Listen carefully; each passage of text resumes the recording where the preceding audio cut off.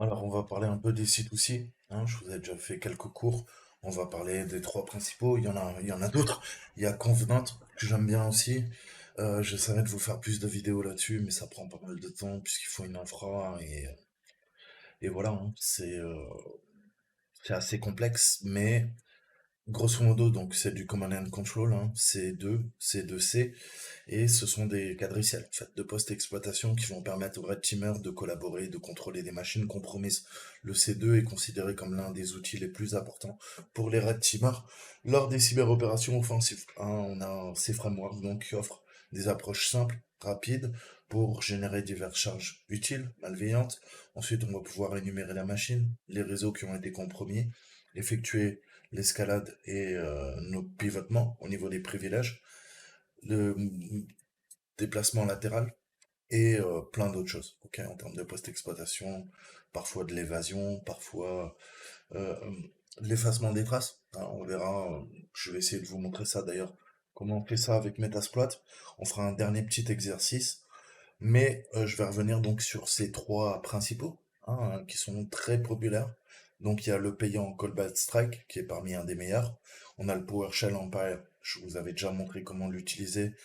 Vous avez ma playlist Reef, hein, où vous avez 28 vidéos qui vous montrent comment j'attaque le réseau, ok, d'une entreprise.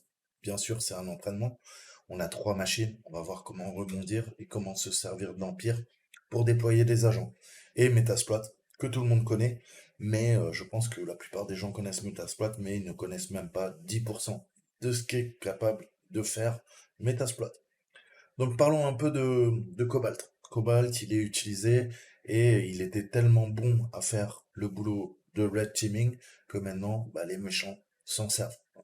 Ça permet de faire du adversary simulation, donc simulation d'adversaire, et des engagements rouges. Et il y a une version qui s'est retrouvée pas gratuite, mais qui a été volée.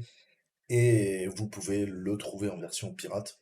Attention, hein, beaucoup chercheront à pirater votre ordinateur, mais ça permet de combiner des outils d'accès à distance, des capacités de post-exploitation, un système de reporting qui est plutôt bien fichu, et on va encore une fois déployer des agents pour établir des communications secrètes chiffrées, effectuer diverses opérations, et on peut enregistrer des clés de registre, on peut utiliser Mimikatz, on peut téléverser, télécharger des fichiers, déployer un VPN, utiliser des techniques d'escalade de privilèges, analyser les ports, faire d'autres mouvements latéraux assez avancés. Ok, c'est pour ça que je vous ai dit que en cybercriminalité, eh ben, il n'est pas rare de retrouver notamment les Chinois, les Russes et d'autres qui utilisent Cobalt Strike pour des fins malicieuses. Ok, donc là on sort du cadre du red teaming, ok, mais ça vous prouve que c'est parmi l'un des meilleurs. Alors l'interface est pas top, mais une fois que vous êtes à l'aise avec l'outil, oui, on peut faire vraiment beaucoup de choses. Ensuite, on a le pendant open source, hein, c'est PowerShell Empire. Donc Empire, c'est un framework également, hein. On a toute une série de scripts PowerShell et Python, hein, qui vont pouvoir être utilisés, et soit vous utilisez la ligne de commande pour l'exploitation côté client, post-exploitation de l'environnement Windows et Active Directory, soit vous avez une interface graphique qui est plutôt bien fichue et qui va vous permettre, hein, de configurer, de faire du pentest, hein, donc enregistrer les mots de passe sur le réseau, déployer des agents PowerShell, Python, comme je vous le disais, et faire de la reconnaissance du recueil d'informations de l'exploitation, de la post-exploitation. Donc je vous avais fait quelques vidéos, hein, sur Empire. Allez sur ma chaîne La Loupe, tapez Empire, et vous allez voir plein de vidéos. Metasploit enfin, hein, qui est un des plus connus. Pareil, framework d'exploitation largement utilisé qui offre diverses techniques et outils pour effectuer facilement du piratage. Il s'agit d'un framework open source et qui est considéré comme l'un des principaux outils de pentesting et de red teaming. Metasploit est l'un des outils que nous utilisons, que je vous ai montré un peu dans cette salle d'ailleurs. Donc voilà, Metasploit, je vous l'ai déjà montré, je vous ai fait des cours aussi là-dessus, donc allez voir. Et dites-vous que la plupart des frameworks C2 utilisent des techniques, hein, qu'on a vues. Donc là, je vous ai montré des vecteurs simples. Naturellement, la militarisation qui est utilisée au niveau des exploits est beaucoup plus technique, beaucoup plus complexe et plus fun, ok? Mais il faut déjà comprendre les bases, comment voilà, on infecte une pièce jointe XS ou Word, comment on peut utiliser des composantes Microsoft et exécuter tout ça. Après, dans une deuxième étape, eh ben, il faut rendre ça FUD, donc totalement indétectable, et vous avez plusieurs techniques. Ok, dans la vidéo précédente, je vous ai mis quelques articles, quelques outils pour essayer de rendre FUD vos charges utiles. Ensuite, on va parler un peu de la technique de livraison. Ok, c'est l'un des facteurs importants en fait, hein, pour obtenir un foothold, un accès initial, et il faut être le plus professionnel, légitime, convaincant, hein, puisque c'est une attaque par ingénierie sociale en fait, hein. Et sinon, la suite, bah, vous la connaissez. La victime ne va pas cliquer sur votre pièce jointe. Si on doit parler, pardon, de livraison par email. Ok? Donc, c'est une méthode courante à utiliser pour envoyer la charge utile. C'est de faire un email de phishing ou de spear phishing avec un lien ou une pièce jointe. Ok? Donc, cette méthode joint un fichier malveillant qui pourrait être le type que nous avons mentionné précédemment, hein, tout ce qu'on a vu. L'objet est de convaincre la victime de visiter un site web malveillant, de télécharger et d'exécuter le fichier malveillant pour avoir un accès initial au réseau à l'hôte de la victime. Les red teamers doivent disposer de leur propre infrastructure à des fins de phishing. Selon les exigences d'engagement de l'équipe rouge, eh ben, il faudra configurer tout ça, hein. On peut passer par diverses options au sein du serveur de messagerie. On a ce qu'on appelle du DKIM et du SPF et du PTR. Donc, c'est le Domain Keys Identified Mail, Sender Policies Framework, hein, le SPF, et le DNS Pointer Record. Donc, tout ça, on peut s'en servir justement pour affiner nos campagnes de phishing, et vous pouvez également utiliser les services de messagerie tiers que, bah, je sais pas, tout qu'on connaît, quoi, hein, Yahoo, Outlook, Microsoft, Google Gmail, ok, ceux qui ont une bonne réputation. Une autre méthode intéressante, c'est d'utiliser un compte de messagerie compromis au sein d'une entreprise. Ça, c'est en fait la meilleure des solutions pour envoyer des mails de phishing au sein de l'entreprise et de la d'autres, hein. Une fois que vous avez compromis les serveurs de messagerie, c'est le premier truc qu'on fera typiquement dans une attaque, cyberattaque d'ampleur, hein, une APT, puisque à partir de là, on peut se faire passer pour n'importe qui, on peut bloquer les mails, on peut envoyer des mails au nom d'eux, et c'est extrêmement puissant. Donc l'email compromis pourra être piraté, hein.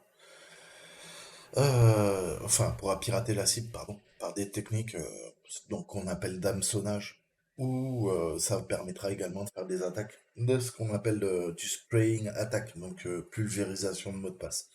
Ok, ça va nous permettre de se connecter à l'infrastructure. Ensuite, on a la diffusion web. C'est une autre méthode qui consiste à héberger des charges utiles malveillantes sur un serveur web contrôlé par les équipes qui font le test d'engagement, les rouges. Et le serveur web, en fait, doit suivre aussi les directives de sécurité, hein, telles qu'un enregistrement propre et la réputation de son nom de domaine. Donc, vous devez faire vraiment un site crédible et mettre à jour tout le nécessaire pour que, bah, par exemple, le certificat TLS, Transport Layer Security, soit à jour et que les navigateurs de vos cibles, ok, ne flashent pas en rouge en disant le nom de domaine il est pas bon, mauvaise réputation ou certificat TLS pas à jour.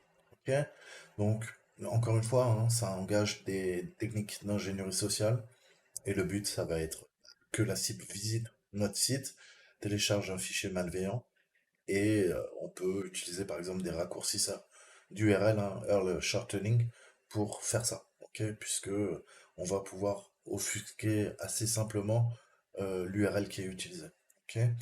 Donc on a d'autres techniques aussi, hein, naturellement, c'est la conjonction, on va combiner, utiliser plein de techniques pour essayer de susciter le désir de la cible pour aller soit sur notre site, soit cliquer sur une pièce jointe, etc., etc.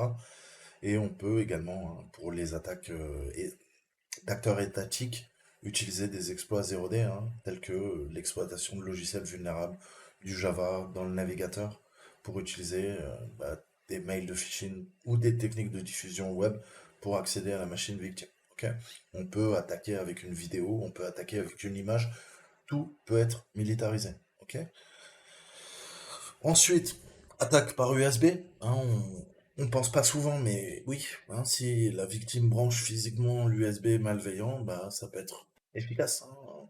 pas rare d'aller distribuer des clés USB, de les perdre sur un parking d'entreprise ou dans une conférence, on va vous offrir des gentilles petites clés USB et faites attention, hein. C'est pas parce qu'on vous offre une clé USB que vous devez forcément la mettre dans votre ordinateur.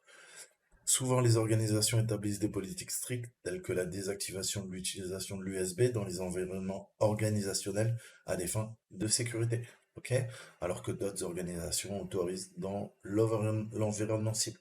Donc, bah, tout va dépendre, mais on pourrait utiliser des rubber ducky, de l'USB Harpoon ou des câbles de charge USB type OMG, oh my god, qui vont bah, attaquer hein, via l'USB en se faisant passer pour des ID, hein, donc Human Interface Device.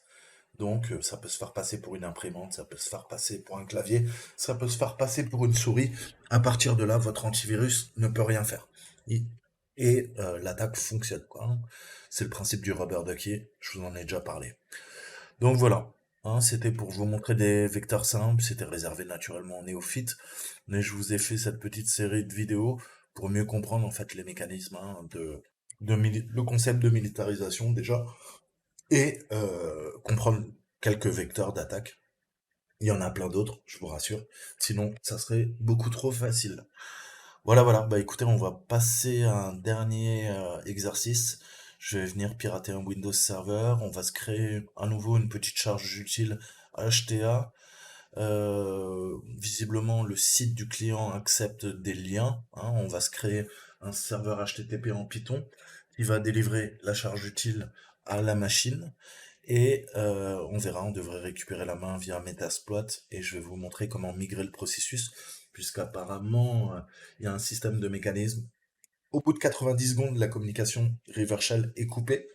Donc un moyen de contourner ce système de protection, bah, c'est de migrer dans un processus bah, hérité, hein. Généralement, je vous ai dit, je vous ai fait des cours aussi en block jamming, je vous ai dit tous les processus extrêmement sensibles. Et typiquement, quand vous allez vous faire pirater votre Windows, voilà ce que va faire l'adversaire. Il va venir migrer un processus qui ouvrira une porte dérobée hein, via un reverse TCP, par exemple, reverse shell. Et à chaque fois que vous lancez le Windows, pas besoin d'avoir de clé de registre, pas besoin de créer des tâches planifiées, ok? Puisque vous savez qu'il y a plusieurs moyens pour avoir ce qu'on appelle de la persistance, c'est-à-dire si la machine redémarre ou est arrêtée, eh ben faire le nécessaire pour pouvoir reprendre la main, ok? Eh ben là, on va migrer le processus dans les processus système critiques hein, qui démarrent. Vous savez qu'on a tous des PID et dans mes vidéos sur le blue teaming, je vous avais expliqué que plus le PID est proche de zéro, plus ce sont pardon des processus critiques. Ok, donc on va généralement abuser des PID faibles, ok, c'est-à-dire de zéro à aller à 400, 500, et on a beaucoup de choses qui nous permettent comment dire, de faire de la persistance avec des processus comme, je sais pas, svhost.exe, il y en a plein d'autres, hein, honnêtement, LSAS, etc., etc., puisqu'ils vont se relancer à chaque fois que vous relancez votre Windows, et à chaque fois qu'ils se relanceront, on aura ajouté dans le programme, on leur a migré notre charge utile, ok? Donc, bah, ça lance le programme légitime, sauf qu'il y a un petit bout de code qui est venu s'ajouter au programme légitime, et à chaque fois que vous lancez Windows, ça ouvre à nouveau la porte dérobée. On peut se connecter avec un multiparteur Metasploit, par exemple. Et on verra un peu comment euh, effacer ces traces, quelques petits scripts, avant de se déconnecter de la machine et dire au revoir à tout le monde. Voilà, voilà. Bah écoutez, on va passer à la pratique. Je lance la VM et je vais vous montrer ça.